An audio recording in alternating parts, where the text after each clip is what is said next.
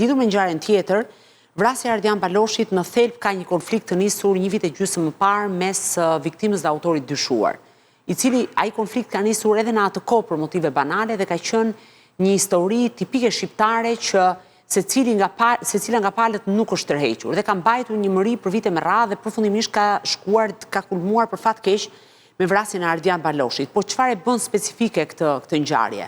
Autori dyshuar është një personazh me rekordet më parshme, konsiderohet njohës i mirë anëve të zjarrit, është një njohës shumë i mirë i zonës nga pjesa e qafës Murrizit në drejtim të qarkut të Dibrës dhe pikërisht në këtë zonë janë duke u ushtruar kontrolle sepse ka edhe të njerëz të besuar apo familjar të tij ku ai mund të fshihet dhe mund t'i japin ndihmë si në kuptimin e veshmbathjeve, ushqimit e tjera me radhë.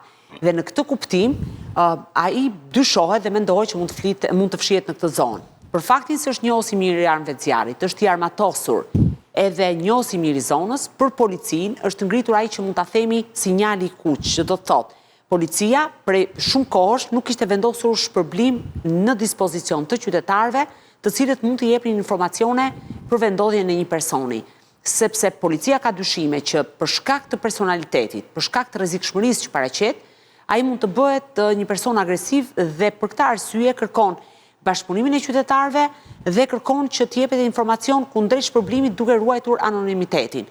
Dhe në këtë aspekt ndaj policia është angazhuar për gjetjen e Sadik Klanit.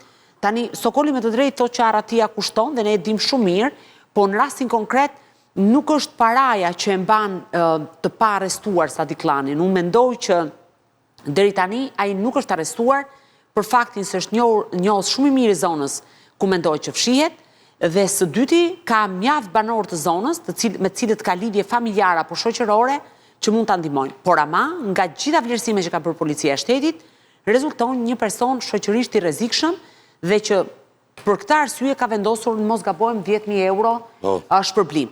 Kështu që se ndonjëherë ylli jo domosdoshmërisht duhet kesh emrin e madh në botën e krimit që ti je i rrezikshëm. Ndonjëherë këto personazhe, të cilët nuk kanë qenë shumë të mëdhenj në botën e krimit, për shkak të personalitetit që kanë, mund të shndrohen realisht në vrasës dhe mund të shndrohen në persona problematik. Ai ka kryer një vrasje dhe ndoshta duke pritur një dënim shumë të rëndë, ndoshta nuk frenohet për të kryer edhe një ngjarje tjetër, urojmë që jo, nëse dikush e vë ato në presion apo mund ta zbulojë dhe ta dorëzojë tek policia. Kështu që në këtë aspekt personaliteti i tij konsiderohet shumë problematik. Por duket edhe hetimi sikur çalon në raste të tilla, është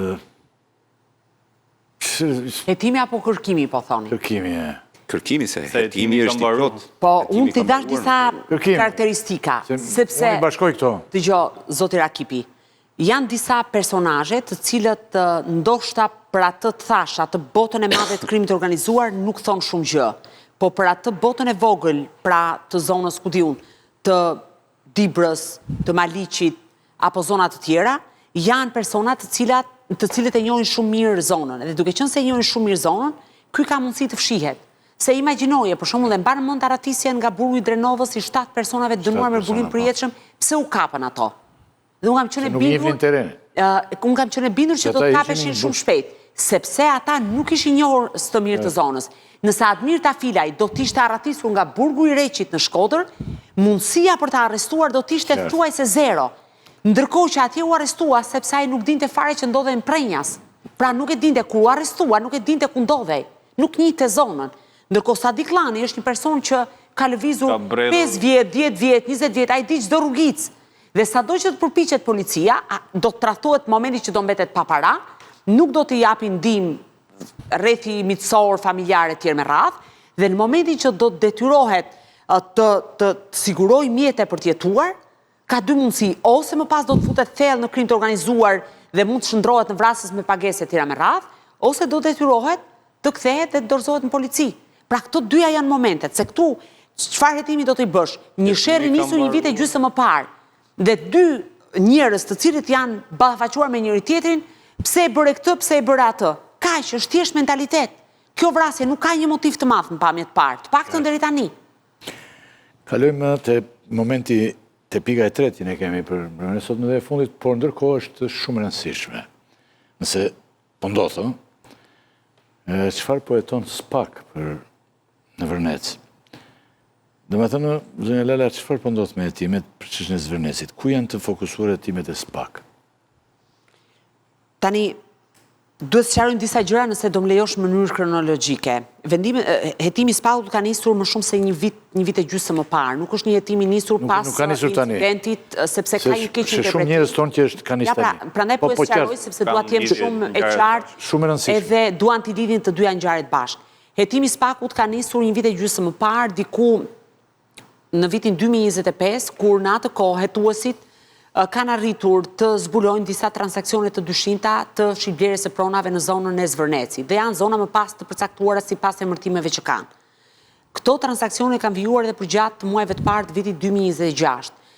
Në thelb dhe në qendër të këtij hetimi është Artur Shehu, një shtetas shqiptar familja e cili u përplas ashpër me bandën e Zani Çaushit, ka pasur disa të vrarë në familje. Ai u largua, u iku nga Shqipëria dhe u vendos Shtetet e Bashkuara të Amerikës. Zani Çaushi ishte i menjërt, ky ishte i djathtë. Po, kishin përplasje edhe politike, por edhe ju e dini grupet kriminale në atë kohë se bandat. Si ishte politike më shumë se sa ishte një konflikt. Jo, kjo ka ndodhur në 99-ën. 99-ën? Janë përplasë në 99-ën atë? Vlora u polarizua dhe duhet ta themi këtë gjë. Polarizimi ishte majtas dhe djathtas dhe ne dim se si gjërat shkuan. Pra Zani Çaushi në atë kohë thirrej për të shoqëruar dhe Romano Prodin. Dhe këtë duhet ja themi publikut se kjo është fakt. Dhe në këtë aspekt, një lloj legitimiteti që i jepej. Dhe duke patur këtë lloj pushteti, ai më pas, duke kontrolluar gjithë zonën, filloi të asgjësonte gjithë ato emra të cilët dikë për inat e dikë tjetër për përplasje, pra kishte një sër motivesh. Megjithatë, Artur Shehu u largua nga Shqipëria, ka qëndruar në Shtetet e Bashkuara të Amerikës, dyshohet të jetë një ndër personazhet më të rëndësishëm të narkotrafikut, pavarësisht se nuk ka një vendim gjyqësor, por në Shqipëri e lidh një skemë masive e tetërsimit të pronave.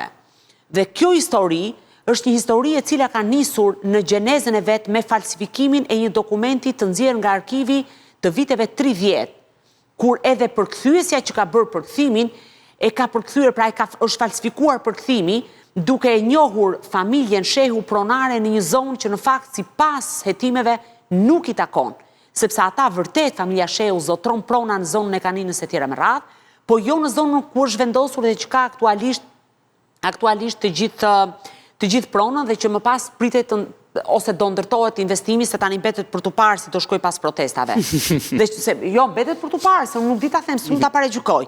Tani çfarë ndodh?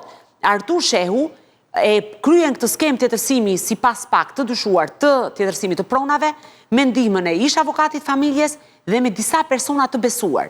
Dhe arrin të marrin këto prona, t'i regjistrojnë. Dhe duhet kemi parasysh që në finale fare, pronën Artur Shehu, pra familja Shehu e ka marrë me vendim të gjykatës së apelit të Tiranës. Por ky vendim i gjykatës së apelit të Tiranës është rrëzuar nga gjykata e lartë, çka do thotë që regjistrimi nuk mund të konsiderohet i qëndësishëm sepse u kthye gjithë situata në gjendjen e mëparshme. Dhe aty tani është bërë një përplasje e fortë interesash, sepse pretendojnë disa familje të tjera që këtë pronë e zotrojnë ata, dikush pretendon me AMTP, dikush pretendon me vendim të Agjencisë Kthimi dhe Kompensimit të Pronave, pra me vendim si qepe dikur, se aty ka një sër mënyrash për ta fituar pronën. Me vendim të Kthimit të Kompensimit të Pronave, me AMTP, që për mua AMTP është problematike, po gjithsesi